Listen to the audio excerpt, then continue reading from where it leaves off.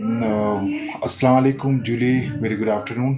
क्योंकि आज 3 अगस्त को हमने यहाँ पे मिशन संभव के थ्रू जो है लद्दाख एकेडमी कन्फेडरेशन और यहाँ पे एचवीटी हिमालयन वॉलंटियर टूरिज़्म के कोलैबोरेशन और डिस्ट्रिक्ट पुलिस के कोलैबोरेशन में एक बड़ा वर्कशॉप वो सबमिट रखा है यहाँ पे डिस्ट्रिक्ट पुलिस लाइन में, जिसमें हमारे हेल्थ डिपार्टमेंट के doctors, drugs de addiction centre, education department के तमाम हेड मास्टर्स, प्रिंसिपल्स और हमारे सोशल वेलफेयर डिपार्टमेंट और डिस्ट्रिक्ट पुलिस के ऑफिसर्स के लिए यहाँ पे वर्कशॉप रखा गया। जिस वर्कशॉप में हमारे बाहर से 25 डेलीगेट्स आए, जिनमें हमारे आज का मेन स्पीकर जनाब पंकी साहब और हमारा सर जो है मेन स्पीकर रहा है। क्योंकि सर लोगों ने 17 ईयर्स तक सर जो है ड्रग्स एडिक्ट रहे हैं, उसके बाद सर ने छोड़ के रिकवर करके आज जो है नेशन वाइड में सर जो है अपना लेक्चर्स दे रहा है और ड्रग्स डी एडिक्शंस पे। तो आज ही सर ने यहाँ पे अच्छा सा कम से कम 40 मिनट्स का एक लेक्चर जो है हमारे यहाँ पे दिया, क्योंकि हमारा मेन मकसद था, क्योंकि हम एक बड़ा ह्यूज यहाँ पे एक सेमिनार नहीं कर पाए, क्योंकि आज जो है ना मेन जो हमारे टीचर्स है, एजुकेशन से पुलिस डिपार्टमेंट है, ड्रग्स डी एडिक्शन सेंटर है, जो हमारे कंसर्न है, उनके लिए वर्कशॉप किया था। और आप मीडिया की वसादत से जो है पूरा जो मैसेज जो डिसमिनेट करना चाहते हैं, हमारा पंकी सब आपको बताएंगे। नमस्कार। पहले तो बहुत बहुत धन्यवाद लद्दाख एकेडमी का कि उन्होंने एचवीटी को और हमारी संस्था को मौका दिया। एक बहुत ही burning issue which is about drug addiction, जो हमारे समाज को खोखला करता जा रहा है, उसके ऊपर चर्चा की। उस बारे में हमने बात की कि कैसे इसको प्रिवेंट कर सकते हैं।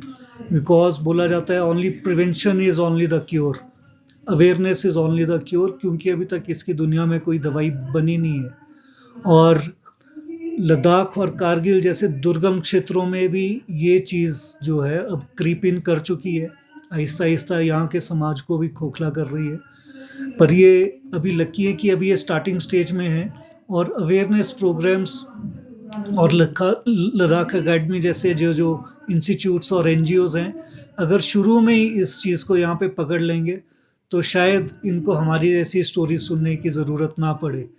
क्योंकि ड्रग एडिक्शन और अल्कोहल एडिक्शन जो है, ये एक ऐसा दैत्य है या ऐसा एक वो है जो समाज को ख़त्म करता जा रहा है। और हमारी यंग जनरेशन जिसमें बॉयज़ और गर्ल्स को पहले तो नशा सिर्फ लड़कों के साथ जोड़ा जाता था, लेकिन आज की डेट में लड़कियां भी उतना ही इससे इन्फ्लुएंस हो रही है और इस चीज़ में फंसती जा रही है। और ये हम लोगों की सामाजिक जिम्मेवारी बन जाती है कि ये सिर्फ एक किसी संस्था का जो है ये दायित्व नहीं है। This is moral responsibility and collective responsibility of all to come ahead and fight this menace. और हमने यहाँ पे नारकोटिक्स अनोनिमस की मीटिंग्स को शुरू करने का भी हम प्रयास करेंगे, जो एक अल्टीमेट आंसर है एडिक्शन के लिए, इस चीज़ से बाहर आने के लिए और इस चीज़ से बचने के लिए। Thank you. सर, जिस तरह से एचवीटी फाउंडेशन के द्वारा संभव मिशन के जरिए आप लोग को ये जो अवेयरनेस प्रोग्राम्स कर रहे हैं, क्योंकि अभी लद्दाख के जो सारे डिस्ट्रिक्ट्स हैं काफ़ी अफेक्टेड हैं, करगिल और दो दूसरी जगह हैं। तो इस हवाले से एचवीटी फाउंडेशन का लद्दाख स्पेसिफिक किस तरह के फोकस रहेगा, और साथ में चूंकि आप खुद ड्रग एडिक्ट रहे हैं और आप रिहैब होकर रिकवर हुआ है, और किस तरह की संदेश आप देना चाहेंगे? जो अभी आपने ये क्वेश्चन किया कि किस तरह का संदेश मैं देना चाहूँगा, जो एडिक्शन है ये है ना सोसाइटी में एक टैबू की तरह है भी हमारे, और एक्सेप्टेंस सोसाइटी में भी है नहीं इस चीज़ को लेकर के, और फैमिली डिनाइल्स बहुत स्ट्रॉन्ग है बेसिकली। और कोई इस टॉपिक पे बात करना नहीं चाहता क्योंकि ये टॉपिक शेम, गिल्ट, फेयर का है।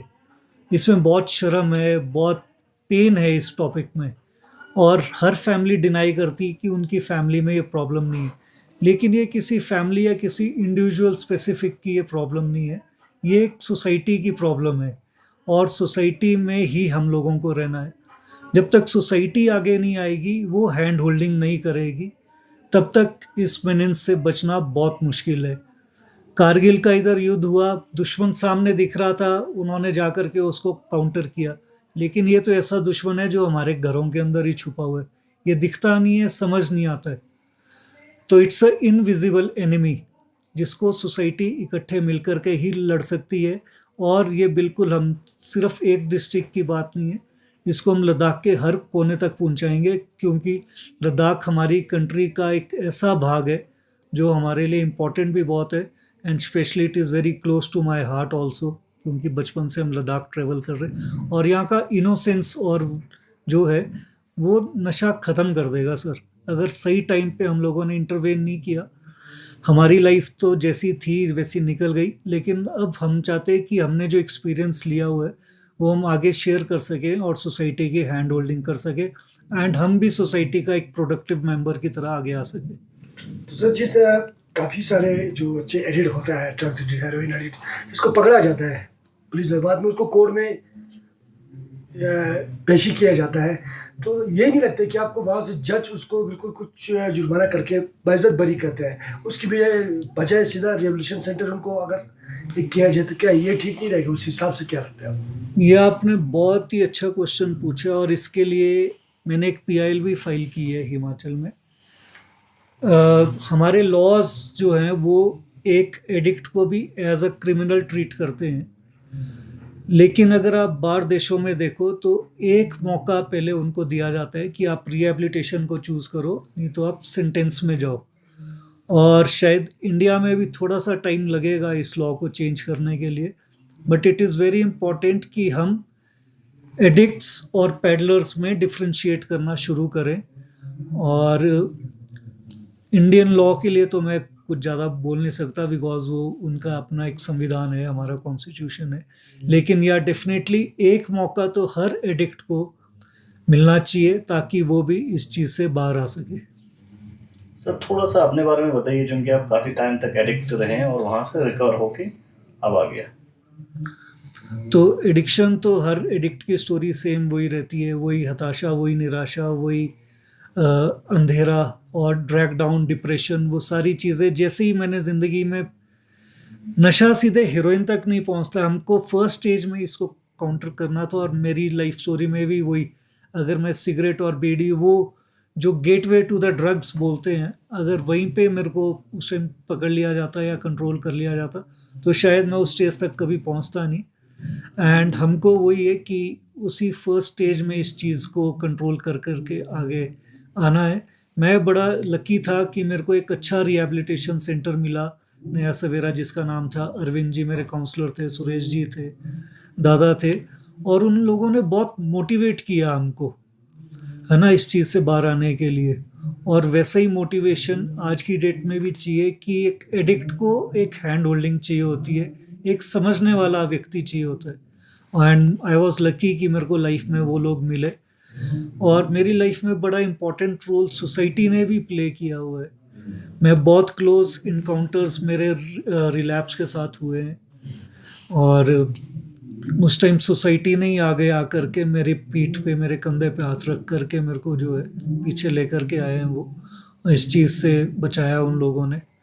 और अगेन सेइंग कि society is the most important part and the most crucial support which is needed in this, जो इस चीज़ में चाहिए वो सोसाइटी का ही रोल है, जिस मेरी लाइफ में बहुत इंपॉर्टेंट प्ले किया हुआ है। And I am sure with such huge channels this message will go across India and across the world that addicts are not bad people, don't shame them, help them out। and एक आज के दिन में हमारी society में ये बहुत चला है कि वीडियोस बना करके एकदम से वायरल कर देते हैं कि हमने इसको नशा करते हुए पकड़ लिया, लड़के और लड़कियों को। आई थिंक सोसाइटी को उनको हेल्प करना चाहिए, उनको इस तरीके से शेम नहीं करना चाहिए, क्योंकि वो कभी आगे चल कर के अगर वो वीडियो या वो वायरल वीडियो उसकी लाइफ में एक इट कैन बी स्टेगर्ड, वो उसको आगे नहीं बढ़ने देगा कभी भी। एंड आई एम श्योर कि इस मीडिया के माध्यम से हम सोसाइटी को ये मैसेज दे सकते हैं कि आप हेल्प करिए, आप शेम मत करिए एक एडिक्ट को। Thank you. तो जैसा कि सर बता रहे थे अभी, कोई भी व्यक्ति एक बार नशा करके एडिक्ट नहीं बनता, कोई भी व्यक्ति एक दिन में एडिक्ट नहीं बनता, वो एक रिपीट नशे को बार बार कंज्यूम करके जिस तरीके से एडिक्ट बनते हैं, उसी तरीके से एक दिन में नशा नहीं छूटता और एक दिन में भी अवेयरनेस नहीं फैलती। अगर आप देखेंगे भी तो हमारे मिशन संभव का जो लोगो है वो है यूनिटी। उसका मतलब है कि जैसे बोलते हैं कि पांचों मिल गई तो मुट्ठी, उसमें होती सबसे ज़्यादा ताकत। उसी तरीके से हमें एडिक्ट्स को एक अलग नज़रिए से नहीं देखना चाहिए। जिस तरीके से हमारे घर में अगर किसी को बुखार या खांसी हो जाए तो हम उनको बेदखल नहीं कर देते, हम उनका ख्याल रखते हैं और ये कोशिश करते हैं कि हम उनकी केयर करके उनको जल्दी से जल्दी ठीक कर सकें। उसी तरीके से हमें एडिक्ट्स को भी देखना चाहिए और वही हमारा मिशन है कि एक एक दिन करके, एक दिन में सक्सेस नहीं मिलेगी बट एक दिन ज़रूर मिलेगी।